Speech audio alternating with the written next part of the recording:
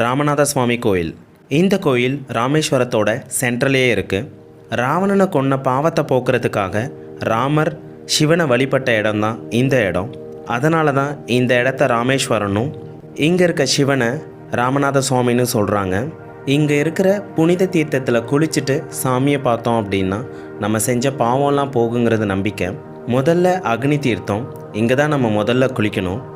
அதுக்கப்புறம் கோயிலுக்குள்ளே இருக்க 22 தீர்த்தத்துலேயும் குளிச்சுட்டு சாமியை பார்க்கணும்.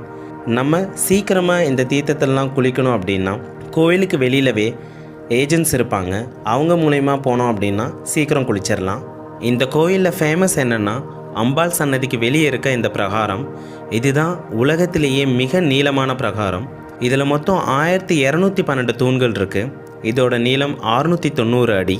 முக்கியமான விஷயம் என்னென்னா கோயிலுக்குள்ளே மொபைல்ஸ் நாட் அலவுட். அதனால் நம்ம வெளியவே வச்சுட்டு போகிற மாதிரி இருக்கும்.